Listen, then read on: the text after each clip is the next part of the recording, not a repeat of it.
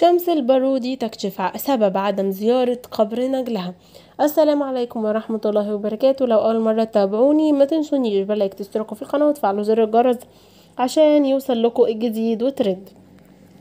رغم مرور ما يقرب من 3 أشهر على وفاة نجل الفنانة شمس البارودي والفنان حسن يوسف غرقا في منطقة الساحل الشمالي، إلا أنهما لم يتمكنا من زيارة قبره إلا مؤخرا.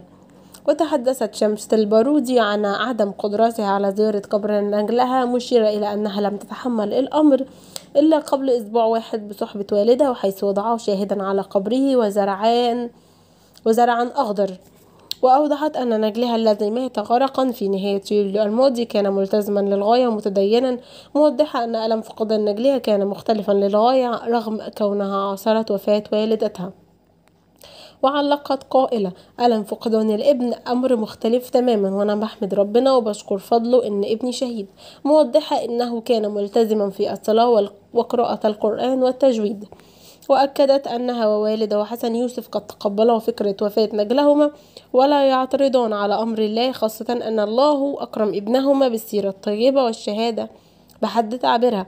وكانت شمس البارودي علقت لأول مرة بعد ما يقرب من أسبوع على وفاة نجلها، واصفة إياه بروح قلبها، موجهة له الدعاء: روح قلبي مهجة روحي في حضن أرحم الراحمين، أسأله أن يكرمه ويسعده ويفرح قلبه النقي بكل ما حرم منه في دار الابتلاء، أسأله سبحانه أن يسكنه أعلى جنات الخلد مع الصديقين والشهداء والصالحين.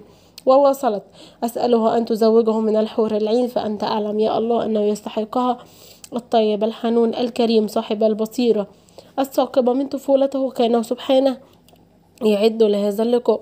يا رب اربط على قلبي وقلب أبيه، فقد حمدنا واسترجعنا وسلمنا أمرنا للحي الذي لا يموت، فإنا لله وإنا إليه راجعون. اللهم الحقنا به في جنتك مع الحبيب المصطفى صلى الله عليه وسلم. وبكده وصلنا لنهاية الفيديو مع حضراتكم، مع السلامة.